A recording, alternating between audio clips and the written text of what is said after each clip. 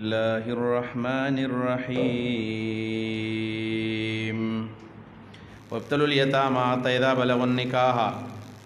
اوس په یتیمانو باندې امتحان کول. یتیم دی او تا ته مال پاتې شو نو دا مال ولا ورکې نو ته به مخکې امتحان وکړي. امتحان څه دی؟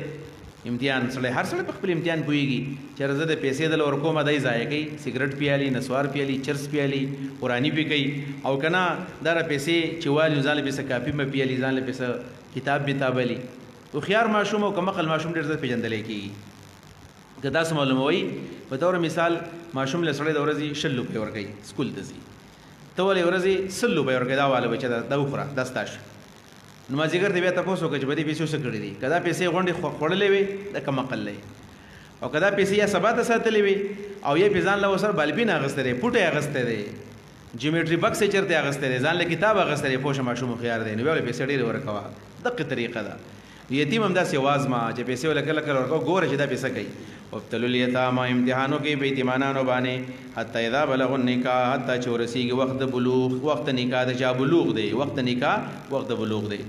فإن آنستم منهم رشدا که تاسو ولیدو په دې کې صلاحیت، فإن آنستم که تاسو ولیدو منهم په دوی کې رشدا صلاحیت فادفعوا إلیهم أموالهم ورکړي دې ته دې مالونه. دلته یو بلوغ دی او بل رشد دی، دا دوه خبرې یاد ساته.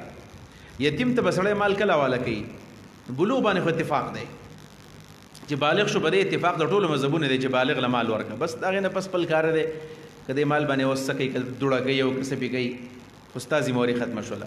دویم نمبر دی سن رشد. نو بلوغ خدا دی چې علامات دي، برید راشي، ګیره راشي، احتلام وشي، زنانه بیماری راشي، دا بالغه ده. او بالفرض که علامات نشته نو بیا 15 سال باندې هلک جنۍ بلوغ ته رسېږي. دا شو، په هغې خو اختلاف نشته. پاتې شو سن رشد. نو سن رشد 25 سال دی، 25 سال. نو 25 سال ته چې ماشوم ورسېدو که دا بالغ خو خامخی، خو 25 سال ته چې ورسېدو نو امام ابو حنیفه رحمه الله فرمایي اوس له ورکه بس. اوس کمقل کې هوښیار ده، د 25 کال کې جو هوښیار شو په 50 کال کې هم نشي هوښیارېدی. بیا 50 کال کې سړی هوښیار کېږي نه که نه، نو دا به کله هوښیارېږي؟ بیا 50 کال کې سړی پلاري او دا نه هوښیارېږي. البته امام ابو حنیفه رحمه الله فرمایي چې که ډېر زیات سړی ګزاره کوي د سن رشد نه دی ورسره 2 کاله ګزاره وکړي نو 25 او 32 سال شو. 32 کال نه پس به سړی که هر څنګه دی بیا به هغه خپل مال ورکړي چې هغه پې څه کوي هغه به پکې بیا بیا څوک د ځان سره تره به نه ساتي. ولا تاکلوا فادفعوا الیهم اموالهم ورکړئ هغوی ته هغوی ټول مالونه. اموالو معنا ټول مالونه.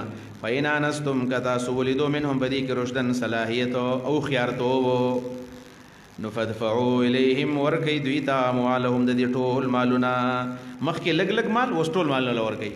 ولا تاکلوها مخورئ تاسو دا مالونه اسرافا په اسراف سره و بیدارنو په جلدۍ سره ان یکبروا الله یکبروا چې غټ نشي.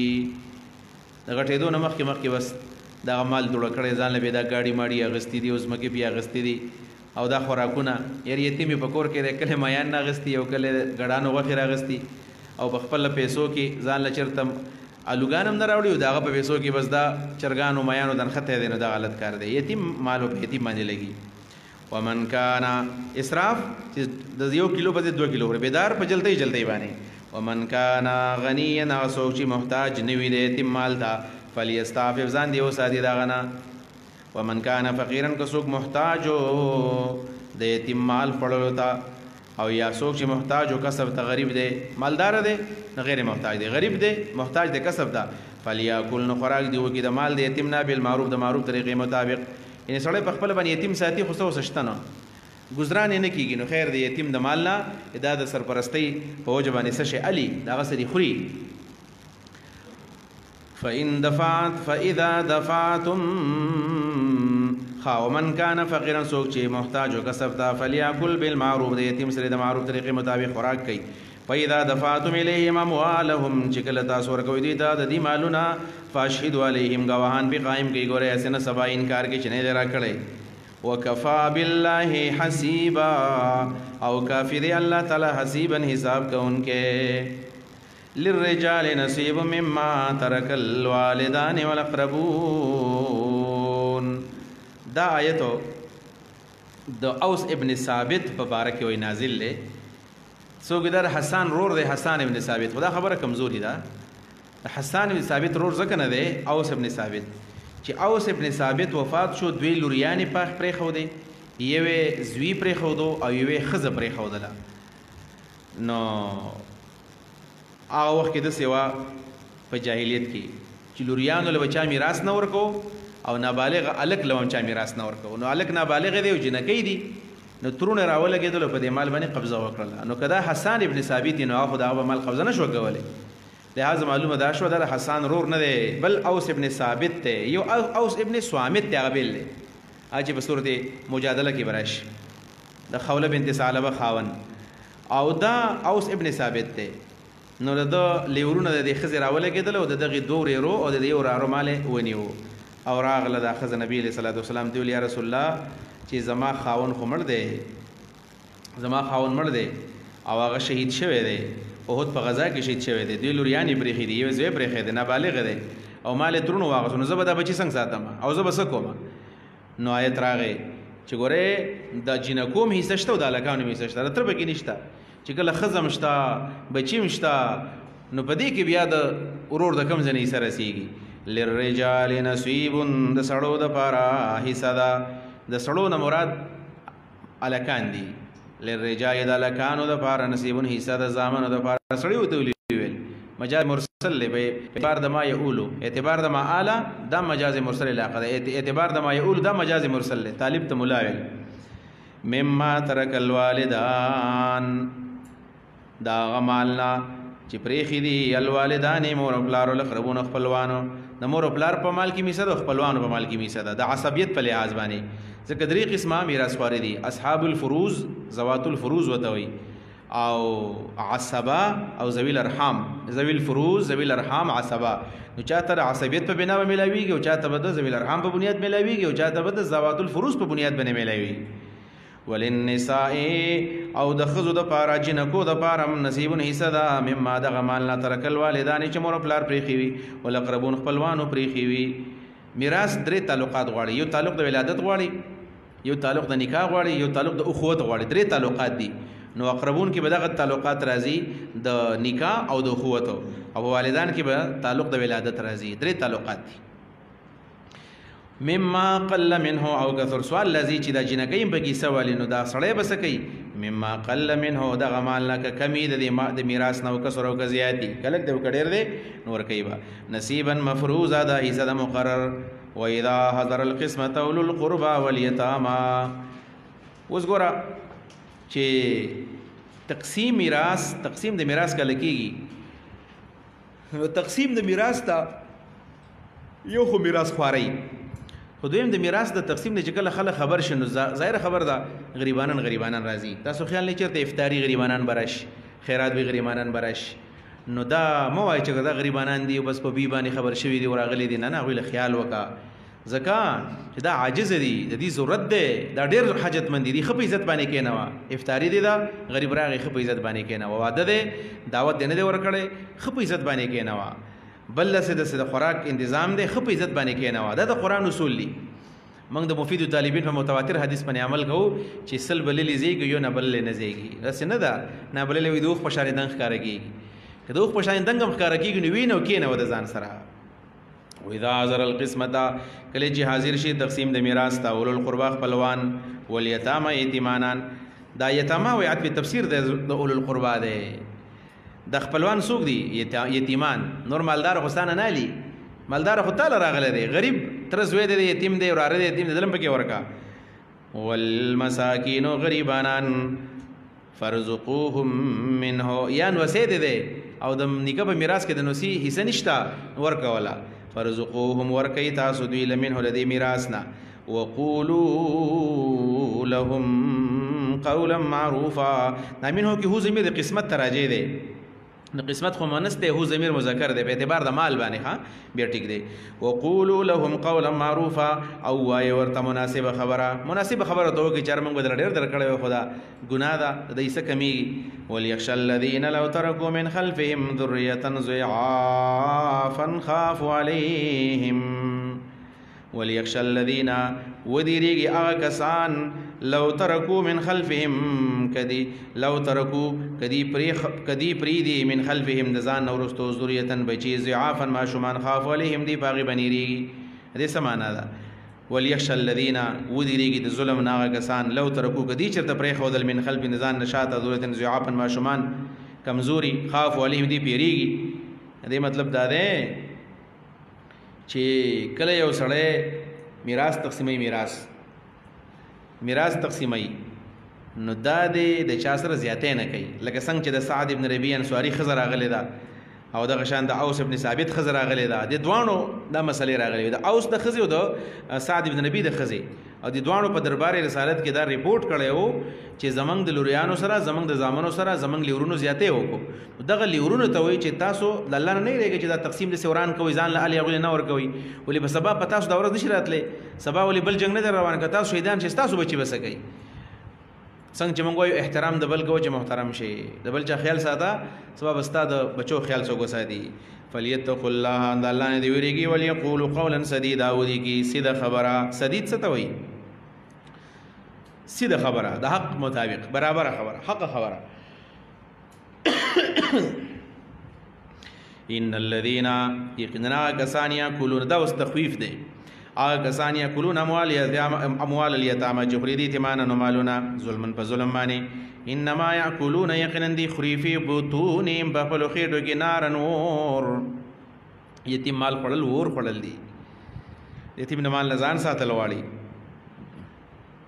دا خیراتونه خو اکثر دي وشي په مړي بس خیرات جایز دي ګنا نه ده زه مړي خیرات ته جایز ویم مړي په خیرات کول جایز نه بلکې دا ضروری دي چې خلک خیرات وکړي ځکه صدقه چې دا ان صدقه لا تطفئ غضب الرب صدقه د رب غصې وجني نو هر شپه دې بسړی خیرات کوي البته کم بدعات چې دي دا غي ځان ساتل غواړي چې را و مو بس دې نه کوي ځکه دا بدعت ته جمعې شپه دې نه خاص کوي سل وختمه دې نه کوي ځکه دغه بدعت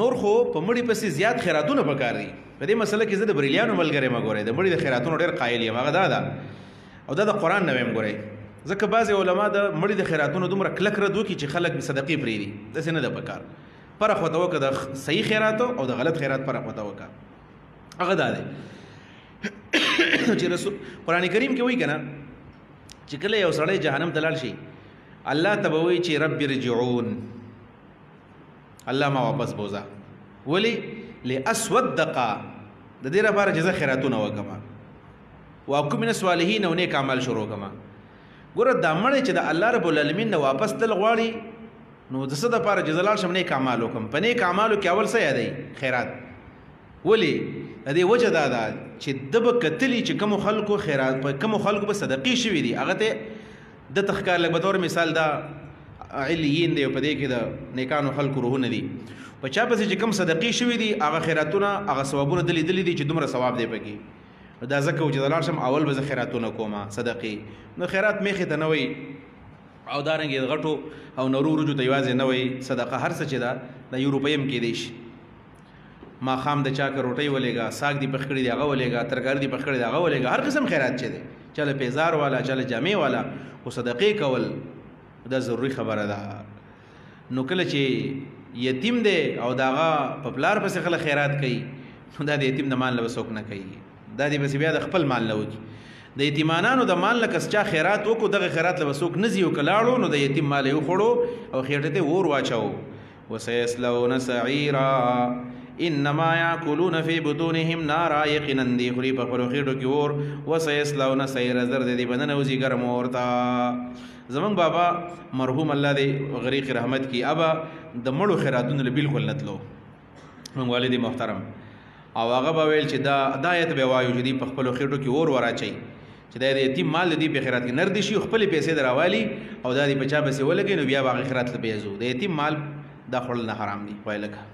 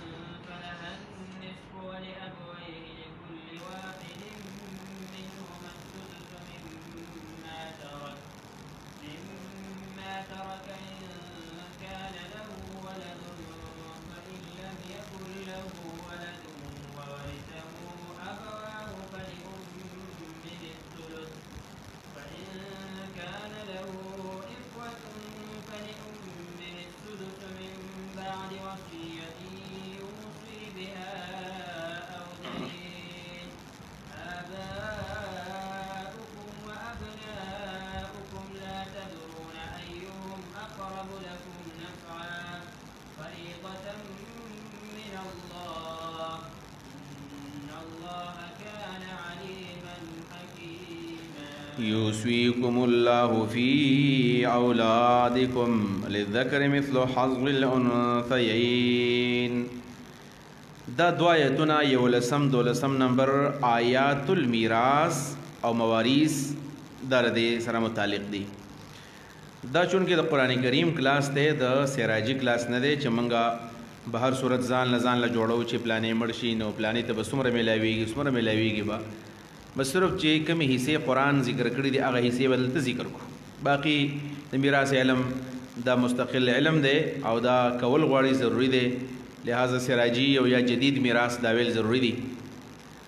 او زمونږ د احیاء العلوم دا مفتی صاحب کشری مفتی صاحب د میراث او د علم ډېر لوی ماهر دی، قدیم جدید میراث ته معلوم دی. نو د جدید او قدیم میراث او هغه ما ته وبل زویل چې یاره څوک زما سه یو هفته تېره کړي نو زه قدیم جدید دواړه میراث ورته په ګارنټۍ سره ښودلی شم. نو دا قدیم او جدید میراث مفتی عنایت الرحمن صاحب نو دا میراث ویل ضروری دی. او نبی علیہ السلام فرمایي تعلموا الفرائض، تاسو فرایض یاد کی فإنها نصف العلم، دا نیم علم دی. نیم علم ته ولې ویلی شوی دی؟ ځکه دا نیم علم د مرګ سره تعلق ساتي، مرګ نه وروسته، دا نیم د مرګ نه مخکې.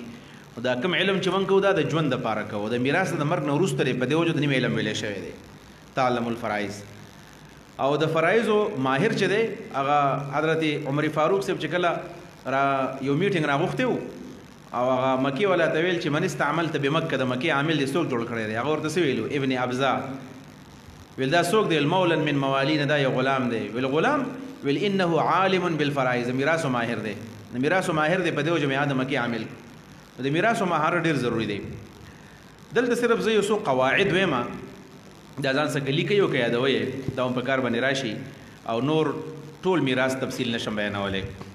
یو خبره خدا ده، یو خبره چې زمونږ شیخ صاحب محترم سابق صاحب دی الله غریق رحمت کیا به ویلو، ویل دا میراث ډېر ګران علم دی، خو اتفاق دا دی چې والله څوک مړه شي که نه نو ویل په دې قرآن کریم کې چې دا څومره صورتونو ذکر شوي دي د دې نه وایي اکثر بار نه وي.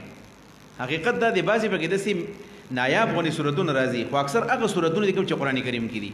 تاسو ګورئ دا نظر واچوئ نو تاسو ته به دا صورتونه په دې قرآن کریم کې ښکاره شي. یو خبره دا چې میراث ما ترکه المیت ته وایي، ښه میراث د ما ترکه المیت دی چې د مړي نه پاتې شي. نو که سړی په ژوندي باندې مال تقسیمي د میراث نه ویلې کېږي، دا هبه ده. البته په هبه کې بیا دوه خبرې دي، څوک وایي چې هبه به داسې چې سړی لور زوی له به یو شان ورکوي، ځکه دا هبه ده او اعدلوا بین اولادکم دی. خو د معتاد امام محمد کې امام محمد بن حسن شیبانی وایي چې نه دا خبره غلطه ده. که سړی په ژوندي میراث تقسیموي نو لور او زوی به نه برابروي. ولې الله نه دي برابر کړي، نو موږ به څنګه برابرو؟ الله تعالی وایي چې د دوه خویندو حصه یو ورور برابر ده، نو موږ ولې یو ورور او خور برابرو؟ دقه رایې زما خوښه ده چې امام محمد بن حسن شیبانی فرمایي امام صاحب شاګرد که په ژوندي تقسیموي په دغه طریقه به تقسیموي او که په مړینې تقسیموي په دغه طریقه به تقسیموي. اعدلوا بین اولادکم دې ته نه و چې حصه وله زیاته ورکړه. ما ترکه المیت ته میراث وایي. میراثو درې اسباب دي، اسباب المیراث درې. نمبر 1 تولد، یعنی پلار د زوی نه، زوی د پلار نه، بچی د پلار نه، پلار د بچو نه، مور وغیره. دویم نمبر دی زوجیت، ښځه او خاوند د یو بل میراث. او دریم نمبر څه دی؟ اخوت، ورونه خویندې میراث کې سالي، اخیابي ورور دی، علاتی دی، اعیاني دی وغیره وغیره. دریم نمبر وارثان هم درې قسمه دي. وارثان څو قسمه دي؟ درې. نمبر 1 ذوی الفروض، د هغوی حصې دا 12 ذوی الفروض دي، اصل کې خو شپږ دي او دا هغه ذوی الفروض حصې باقي د ذکر دي. ذوی الفروض شپږ قسمه، یو دا چې نیمه میلاویږي 1/2، ذوی الفروض کې نیمه شته لاندې به راځي. دویم نمبر څلورمه میلاویږي. دریم نمبر اتمه میلاویږي. څلورم نمبر ثلث میلاویږي 1/3 او چې هغې ته ثلث وایي. او پنځم نمبر سدس 1/6 او شپږم نمبر ثلثان 2/3. دقه حصه ده 1/2 1/4 1/3 1/6 او 1/8 او 2/3. دا د ذوی الفروض حصې دي او قرآن کې په دې ځای کې ذکر شوي دي. یو. دویم نمبر ذوی الارحام. ذوی الارحام څوک دی؟ ماما دی، خوری دی او اخت القوم فإن ابن اخت القوم منهم، دا حدیث کې راغلی دی. نو خوری ماما دا ذوی الارحام دي او سره د یو قوم خوری دا هم پکې دی. دو شو. او درې نمبر عصبه دي. درې نمبر عصبه. دا درې قسمه میراثیان دي، ذوی الفروض، عصبه او ذوی الارحام. اوس دلته کې ذوی الفروض کم دي؟ نو دا یو دی زوی، دویم نمبر دی نوسه، دریم نمبر دی پلار، څلورم نمبر دی نیکه، پنځم نمبر دی ورور، او شپږم نمبر دی ورارو، اووم نمبر دی تره، اتم نمبر دی بیا خاون، او د هغې سره سره مولا آزاد کر د غلام. دا په سړو کې په ښځو کې لور ده، نوسۍ ده، مور، نیا، خور، ښځه او مولا ته مولاګۍ چې ورته وایي. دا ذوی الفروض دی. دې حصې قرآن کې څه نه څه ذکر شوی، لږه چې ډېره خو حصې ذکر شوي دي. عصبه چې دي نو عصبه مختلف قسمونه دي. یو عصبه بنفسها دی، عصبه بنفسها. دویم عصبه بغیرها، غیر د وجې نه. څه عصبه هغه دي چې براه راست د ذوی الفروض نه پاتې شي میلاویږي ورته، او چاته به د چا د وجې نه میلاویږي، عصبه بغیرها. دریم نمبر دی عصبه مع غیرها، د چا سره به ورته په عصبیت کې میلاویږي. او څلورم نمبر دی عصبات سببیه. دا څلور قسمه عصبه دي: عصبه بنفسها، عصبه بغیرها، عصبه مع غیرها، او عصبات سببیه. دغه یو څو بنیادی ضروري مسلې پکې وي، دا اوس یادول غواړي. په دې دوه آیتونو کې دغه د میراث درې واړه قسمونه ذکر کېږي، که دا تولد دی، تعلق د ولادت، او که دا تعلق د نکاح دی، زوجیت، او که دا تعلق د اخوت دی، نو دا به ذکر کېږي. یوصیکم الله فی اولادکم. په دې اولنی آیت کې د ولادت او د نکاح دا دوه قسمه میراثونه به ذکر شي. صرف یو خبر به یاد ساتل غواړي چې شریعت وایي چې د الک حصه به د جنۍ نه ډېره دا ولې، د خاون حصه به د ښځې نه ډېره دا ولې. نو اوس اصول الميراث یاد کا. اوس اصول میراث هم درې دي. اصول میراث هم څه دي؟ درې دي. یو قرابت دی، یو ضرورت دی، او یو تقسیم د دولت دی. دا اصول میراث دي. قرابت شریعت کتلې دي چې قریب کم یو دی. لکه پلار، ګوره سړی چې مړ شي که نه، نو پلار او زوی یو شان قریب دي که نه، پلار یو شان قریب دي. دې دواړه به ورکوو، نو چاله به نه ورکوو، نو وسیله او نیکله به نه ورکوو. خو اوس دلته ګوره په پلار او زوی کې پیسې فرق شته که نشته؟ شته پکې. ولې؟ ضرورت ته کتلی کېږي. بیا چې بچی به اوس هلکې دا به د کور ذمهواري کوي، نو هلته اوس بیا ضرورت ته هم کتل غواړي. او دریم نمبر دا چې دا دومره حصې ولې مقرر کړي؟ تقسیم د دولت ته. هسې نه چې د خور سره ورور، ورور سره خور. ځکه ده چې تقسیم د دولت وشي. هسې نه چې کیله یکونه دولة بین الاغنیاء، صرف مالدار او سړی ونلي. دا شوله. د ښځې ولې ډېره لږه ده او د سړي ولې ډېره ده؟ نو موږ ویل چې قرابت او ضرورت ته به یې کتل غواړي. نو لور او زوی یو شان قریب دي، خو زوی ضرورتمند ډېر زیات دی. ولې ضرورتمند ډېر زیات دی؟ ځکه ضرورتمند دی چې وروسته به راشي الرجال قوامون علی النساء، سړي په ښځو حاکمان دي. او بله دا ده چې خرچه به څوک کوي؟ سړی به خرچه کوي. نو ګوره کله چې جنۍ په کور کې ده، نو دې تحفظ به څوک کوي؟ پلار. او چې کله واده شو تحفظ به خاوند کوي. نو دا پیسو باندې څه کوي؟ خو دا نیمه حصه د شریعت د ښځو څه احسان دی. ګورې که دې ته نه میلاویږي، نو بیا هم دې څه احسان دی.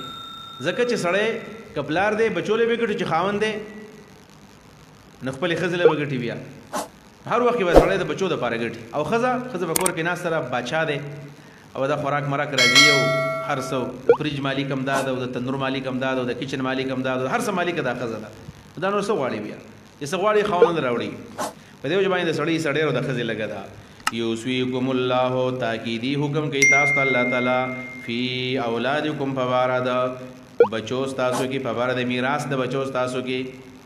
للذکر، د سړي دپاره به مثلو پشان حظ الانثیین، د برخې د دو زنانو ده. للذکر، د سړي حصه ده مثلو حظ الانثیین، پشان د برخې دو زنانو د دو جنکو. دا قانون شو. اوس فإن كن نساء فوق اثنتين فلهن ثلثا ما ترك. ذوی الفروض کې یو حصه 2/3 وکنه، نو هغه ذکر کوي. اوس ګوره پلار مړ شو، د لوریانې پاتې شوي دي، 2 دي یا 2 نه زیاتې دي. مال به څو حصې شي؟ 3. 2/3 2 ثلثان به والي دا خویندې، یو حصه به پاتې شي عصبته. فإن كن نساء، کدا وی دا جنکۍ. فإن كن کچرته وی دا انثیین، دا زنانا، نساء خزوی، فوق اثنتین، د دو دو پاسا، اثنتین او فوق اثنتین. فوق اثنتین کی ستین رالل، فلهن ردی ټولو د پارا ثلثا ما ترک، 2/3 حصہ د هغې مال چې کوم پلار پرېښی دی. ثلثان دي. یو صورت. دویم صورت، سړی مړ شو، یو لوری ده، نو مال به 2 حصې شي. یو حصه به د لور والي، بل حصه به عصبه ولځي. بیا وإن كانت واحدة، او کچرته ودا یوا فلح النصف دغې دپاره نیمه ده بیا نیم با سبا علي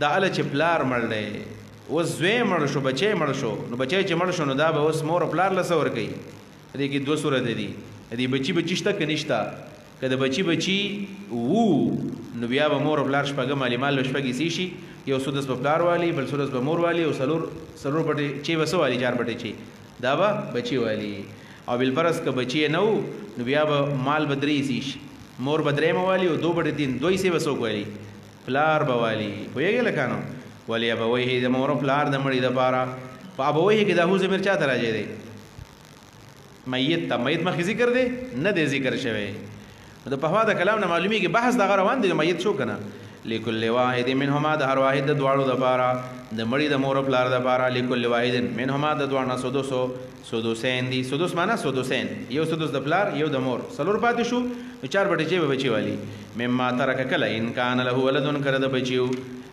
وزبل صورت سلورم فإلم يكن له ولد پنځم صورت شو فإلم يكن له ولد کنو د در پار بچی و ورثه ابواه میراث ته مور پلار لو فلی امه د مور پار ثلث درې مې صد باقی و پلار دو بټی تین والی فإن كان له إخوة فلأمه السدس من بعد وصية يوصي بها أو دين دا به کې بل صورت شو دا مخکې صورت دا ده چې بچی شتا نو مور پلار به علی شپګما بچی نشتا مور پلار به یو درېم بل سلورما د قوت د ورور د خور ذکر به نشتا اوس دلته سوې اوس بل صورت دا ده چې فإن كان له إخوة کردو خويندې ورونو دا هغه صورت دی چې بچی نشتا او ورونه خويندې شتا نو مال وسوي شي شپګمې سي کله مې سودو د مور د پاره بشپګمې سي شي دا صورت ناشنا ده اختلافیم دی صورت دا ده سړی الګ مړ شو بچی مړ شو بچی نشتا مور ژوندۍ ده پلار هم ژوندۍ دی ورونه هم شتا خويندې هم شتا ویغه به خبره وانی مال بشپګ حصې شي نو پشپګو حصو کې صرف د یوې حصې تعین وشو چې هغه شپګم حصہ ده نو 5 شپګم حصہ 1 بټې شي جوړیږي کنه 1 بټې چې وسو کوالي مور وسو پاتې شول 5 بټې چې نو 5 بټې چې دا 15 حصے وسوک علي نو 15 حصے به اخلي د یو روایت مطابق جمهوری پلار بوالی نورونه خويندې هغه محروم شول البته ابن عباس فرمایي چې نه دا 15 حصو کې بیا د څه بکې چې پلار به هم مثالي او بچو له به هم ورګي بیا دا ابن عباس رائے دا او جمهور وایي چې نه شپږم حصہ مور او 15 حصے به پلار والی په دې صورت کې فإن كان لو إخوة قد خويندې ورونه ولهم سدس د مور د پاره شپږم دا من بعد وصیت نو د وصیتنا هذه الحصات من الميراث بعد وصيه تقسیم د میراث بسنګ کېږي ټول نمخ کې تجهیز او تکفین ګور او کفن او تمنګوایو د تجهیز او تکفین نه پس په بیا کتل کېږي قرض تا د قرض نه ورستو بیا کتل کېږي وصیت تا د وصیت نه ورستو بیا کتل کېږي میراث تا دغه نه پس میراث لراځي او قران کریم کې وصیت مخکې دی او قرض ورسته دی ولې دې مطلب دا نه دی چې قرض ورسته دی وصیت مخکې دی د اهتمام او شان د پاره مخکې ذکر کړی دی چې اکثر خلک د وصیت خیال نه ساتي چې دا به کې لا چاویل نور کوم ورله وصیت فرض دی وصیت یا وصیت دې چا سره وعده کړی د دوانه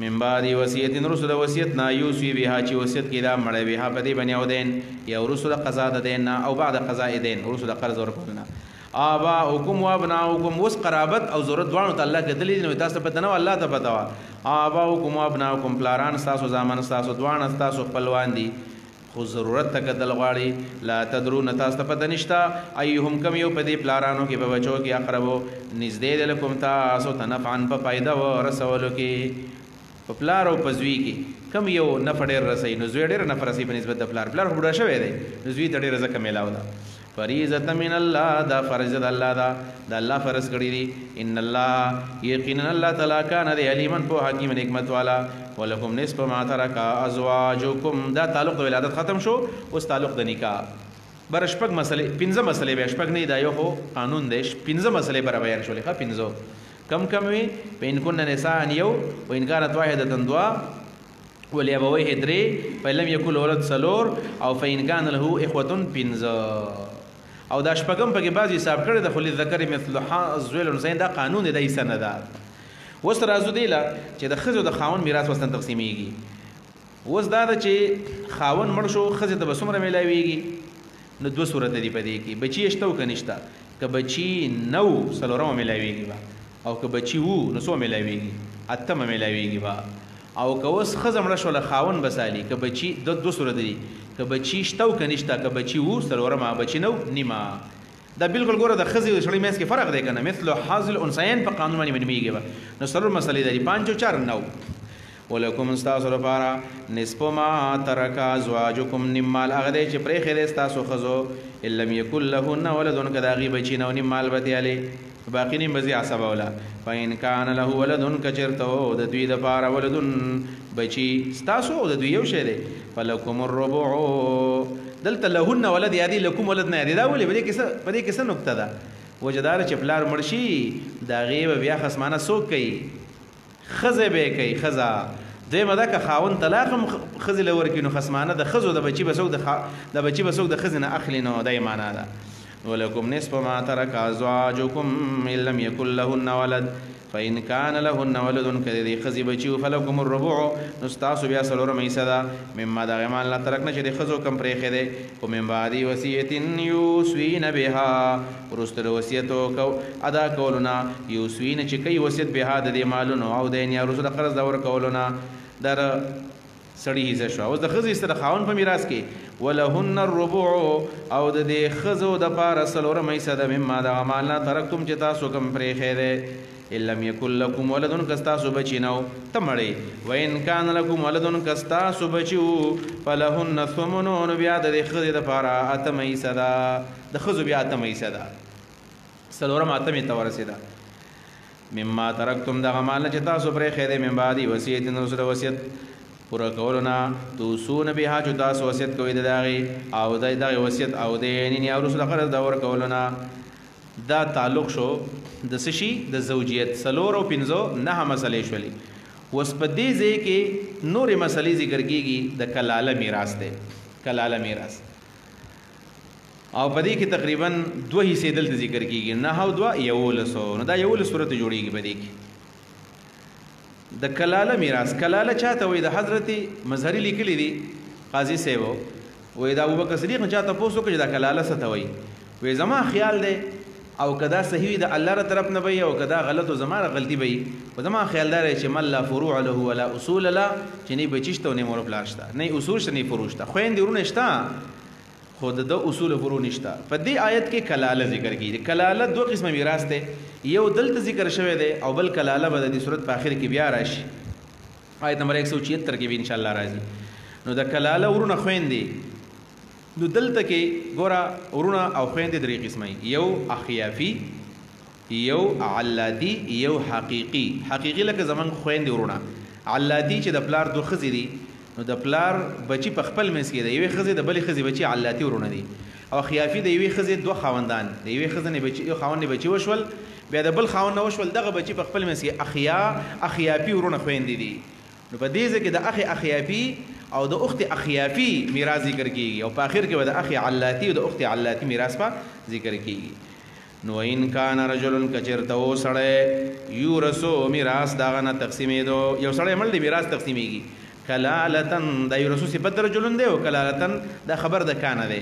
کو سړی د سړی چې میراث تقسیمېدو، کلالتن دا کلالو، نه پلار شته نه مور شته نه بچی شته نه زامن شته. کلاله لفظ مشترک دی امید مذکر مؤنث کې، ها په دې کې کلاله نشي ویلې، کلالون کلالتون دی بس. او امرأة یا خضر او کلاله دا، ان کان رجل کلالتن او امرأة کلالتن وله اخ، او د دې هر یو یا سړی دی یا خضر ورور دی ورور، او اختن یې خور دا، یا اخی اخیابی یا اخت اخیابی پاتې دی. نو مال وسوی شي، مال بشي شپږ حصې. نو فلکل واحد منهم السدس، هر واحد د پاره شپږم حصہ ده. ورورم کرور دیم شپږم والی، که خور د شپږم والی، په دې کې لذکر مثل حظ الانثیین نشتا، دا معنا ده. باقي 5 حصې به څوک علي؟ باقي 5 حصې به علي عدد نور چې کوم عصب دي، عصبیه دي، سببیه دي، او کما غیر هادي او کبه غیر هادي او کس عصبیات نفسیه دي، نو دا به والی. لسم سورت شو فإن كانوا أكثر من ذلك اوس یو نه دی ډیر دي دو دي درې دي څلور دي نو بیا به مال درې سي شي دا یو حصه به دوی والی دوی حصې به لاړې شي چاته عصبو ته او دا یو حصه به د للذکر مثل حظ الانثیین قانون لاندې تقسیمږي فإن كانوا أكثر من ذلك دیو ډېر د دې یو نه فهم شرکاء دی شریکان دی په ثلث په درېیمه حصه کې من بعد وصیت ورسره وصیت نه یوسوا بها چې وصیت کېږي د هغې یو دین یا ورسره قرض ورکولو نه غیر مضارن څوک به چاته ضرر نه ورکوي یا هېڅ چاته به ضرر نه میلاویږي مضارن یا مضاررون یا مضاررون غیر مضارن په سیال کې څوک به ضرر چاله نه ورکوي هېڅوک به بل چاله ضرر نه ورکوي وصیت من الله دا وصیت د الله له جانبه دی یوصیکم وصیتا والله علیم حلیم الله تعالی علیم دی حلیم صابر دی تلک حدود الله دا الله حدود دی نو دا خیال وساتئ ومن یطع الله ورسوله سود الله او رسول اطاعت وکړي یدخله الله بداخل کې جنات باغونه دا تجریش جلیږي با من تحت حالان دا غین الانهار نهرونه خالدین همیشه بوسیږي فیها پدې باغونو کې وذالک الفوز العظیم دا لویه کامیابی ده ومن یعص الله سوجد الله مخالفت وکي نافرمانی وکي ورسوله د الله رسول نافرمانی وکي ويتعد حدوده تجاوز الله د حدود نه وکي يدخله داخل بکی نار نورتا داخل بکی دا ورتا خالدن فی همیشه بوسیږي پدې کې وله عذاب مهین در پر عذاب دی وینس پکون